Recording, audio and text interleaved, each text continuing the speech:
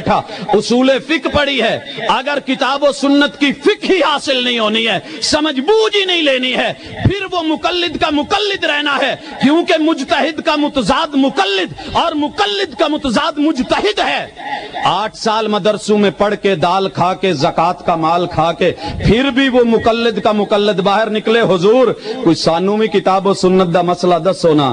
نہیں یار میں تا مڑ مقلد ہاں، مینوں تا سمجھ کوئی نہیں، قرآن و سنت عربی چ نے، ہن کی کڑیے مڑ مشکل ہے، جو امامہ آکھیا سی تا وہ کرنا ہے، نہ پیو پڑھی نہ دادے پڑھی، ساڈے کتھوں سر چ وڑی، پیچھے امام دے وچ کماد دے، اللہ اکبر۔ نہیں، اللہ اکبر۔ اصول فقہ کی 40 شرطیں میں ذکر کر دوں کہ جس کو اپنانے کے بعد ایک طالب علم مجتہد بنتا ہے، مجتہد کی شروط کتنی ہیں؟ لو بھائیو، بال آپ کے کوٹ میں، اگر بات غلط ہو تو ابھی بول دیجئے گا، جانے کے بعد نہ کہنا نہیں جی 2 نمبری کر گیا سی۔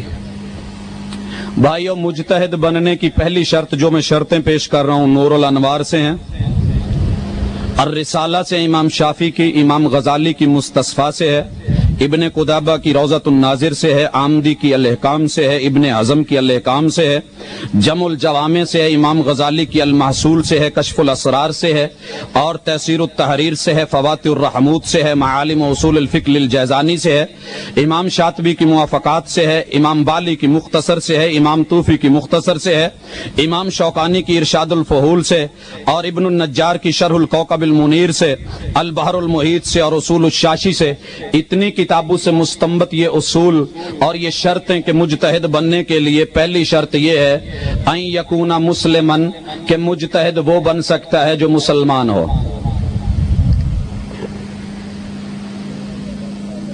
کیوں بھائیو؟ مسلمان ہو، گنتے جائیے انگلی پہ۔ دوسری شرط عقل مند ہو۔ ہم پوچھتے ہیں کہ مقلد بھائی جب تو تقلید کی بات کرتا ہے تو مسلمان نہیں ہوتا، اسلام ہوتا ہے؟ کہتا ہے جی عقل مند، کہتا ہے جی میرے جیسا کوئی ہے نہیں۔ تیسری شرط یکونا بالغ، ہم پوچھتے ہیں کہ بھائی بالغ، کہتا ہے یار مچھاں داڑھی آ گئی، یا تینوں پتہ نہیں لگا میں بالغ ہاں کہ کوئی نہ بالغ تو میں ہاں۔ اچھا چلیں بھی یہ بھی تیرے اندر پائی گئی۔ ان یکونا ذکیا فطنا، بڑا ذہین ہو، فطین ہو۔ بھائی آپ کیسے؟ کہتا جی میں تو مدرسہ ٹاپ کر کے آیا ہوں۔ پانچویں شرط ان یکونا حافظا بکتاب اللہ، اللہ کی کتاب کا حافظ ہو۔ کہتا ہے تمہاری وہابیوں کی منزل کچی ہوتی ہے، میری تو منزل بڑی پکی ہے۔ بھائی مبارک ہو۔ ان یکونا عالما بکتاب اللہ، چھٹی شرط اللہ کی کتاب کا عالم بھی ہو۔ کہتا ہے جتنے میں مسئلے جانتا ہوں تم نہیں جانتے، ہم کہتے ہیں جی مبارک ہو۔ آٹھویں شرط ان یکونا عالما ساتویں ان یکونا عالما بآیات الاحکام، اسے احکام کی ایتوں کا بھی پتہ ہو، پھر مجتہد بنے گا۔ ہم پوچھتے ہیں، کہتا جی مجھے بڑا پتہ ہے احکام کی ایتیں کون سی ہیں، ہم کہتے ہیں مبارک ہو۔ آٹھویں شرط ان یکونا عالما بناسخ القرآن و منسوخہ، اسے پتہ ہو کہ قرآن میں ناسخ کون سی ایتیں، منسوخ کون سی ہے۔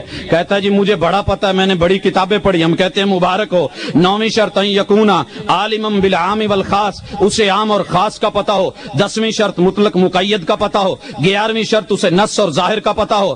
حضرات یہ لفظ سن کے آپ عام لوگ گھبرا جائیں گے، یہ کیا بول رہا ہے؟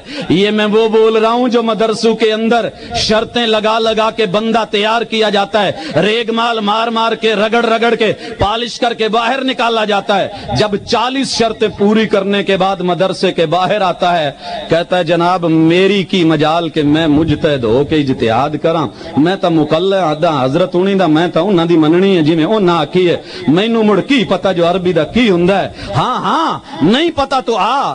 11ویں شرط نص اور ظاہر کا پتہ۔ 12ویں شرط جو ہے کہ اس کو مؤول کا پتہ ہو۔ 13ویں شرط مجمل اور مبین کا پتہ ہو۔ 14ویں شرط قرآن کے منطوق اور مفہوم کا علم ہو۔ 15ویں شرط محکم اور متشابہ کو جانتا ہو۔ 16ویں شرط اوامر اور نواہی کو جانتا ہو۔ 17ویں شرط اسباب نزول کا پتہ ہو۔ کسی بھی حنفی مدرسے سے خارج اور نکلے ہوئے خریج سے پوچھئے کہ حضور یہ آپ نے پڑھا ہے؟ جی کیوں نہیں پڑھے ایسے؟ ایک مڑ گل ہے، فلانا استاداں کول پڑھے ہے، فلانی گدی کول پڑھے ہے، آپ پڑھا ہے تو آگے بڑھ۔ اگلی شرط ہے 18ویں ان یکون عالما بالسنت بجمیع انواعها، سنت کی ساری قسموں کا عالم ہو، اسی پہ اکتفا نہیں کیا۔ اصول فقہ کے لیے شرط مجتہد بننے کے لیے لکھی 19ویں، ان یکون عالما بالسنت المستقلہ، مستقل سنت کا عالم ہو۔ 20ویں شرط بالسنت المفسرۃ للقرآن، قرآن کی تفسیر بیان کرنے والی سنت کا علم ہو۔ 21ویں شرط بالسنت المبینۃ لہ، قرآن کو بیان کرنے والی سنت کا عالم ہو۔ بالسنت المقیدہ، مقید سنت کا علم ہو۔ بالسنت الناسخہ لہ، قرآن کو منسوخ کرنے والی سنت کا عالم ہو۔ 24ویں شرط صحیح اور ضعیف حدیث کا عالم ہو۔ 25ویں شرط اس کو علم ہو کہ اسناد کی صحت کیا ہے اور ضعف کیا ہے۔ 26ویں شرط اس کو علم رجال کی معرفت ہو۔ 27ویں شرط مصطلح الحدیث جانتا ہو۔ 28ویں شرط مدلولات الفاظ کو جانتا ہو۔ 29ویں شرط حدیث کے ناسخ و منسوخ کو جانتا ہو۔ 30ویں شرط اس کو تعارض اور اس کے مراحل کا علم ہو۔ 31ویں شرط اسباب ورود الحدیث کا علم ہو۔ 32ویں شرط لغہ عربیہ کا عالم ہو۔ 33ویں شرط نحو اور صرف کا عالم ہو۔ 34ویں شرط اس کو یہ بھی پتا ہو کہ علم بلاغہ کیا ہے۔ 35ویں شرط اس کو جو ہے منطق کے علم کا پتا ہو۔ 36ویں شرط اس کو سیرت النبی کے علم کا پتا ہونا چاہیے۔ 37ویں شرط اس کو پتا ہونا چاہیے ان یکون عادلا، کہ وہ عادل ہو۔ ان یکون فقیہا، 38ویں شرط۔ 39ویں شرط 38ویں فقیہ ہو۔ 39ویں شرط ان یکون عالما باصول الفقہ، اس کو اصول فقہ آتی ہو۔ 40ویں شرط ان یکون عالما بالفروع الفقہیہ، اس کو فقہی فروع بھی آتی ہوں۔ حضرات 40 چلے کر کے، 40 علم پڑھ کے، 40 شرطیں پوری کر کے نکلا ہے معاشرے کو دین سکھانے کے لیے، لیکن جب پوچھا تو لکھا جاتا ہے کہ جناب میں بھی مقلد ہوں، تیرے 8 سال پڑھنے کا فائدہ، استادوں کے پڑھانے کا فائدہ، شرطیں بنانے کا فائدہ، ان کو فٹ کرنے کا فائدہ، عربی سے اردو ٹرانسلیٹ کرنے کا فائدہ، اور پھر جو ہے 8 سال تک تجھے کلاسوں میں چٹائیوں پہ بٹھا کے تجھے رٹا لگوانے کا فائدہ، باہر نکل کے تو کہہ رہا ہے جی میں کسی قابل ہی نہیں۔ وہ فیکٹری بند ہو جانی چاہیے کہ جس کے پنکھے ہوا کے لیے بنائے جائیں، لیکن جب چلے تو ہوا ہی نہ دے سکے۔ بیٹھا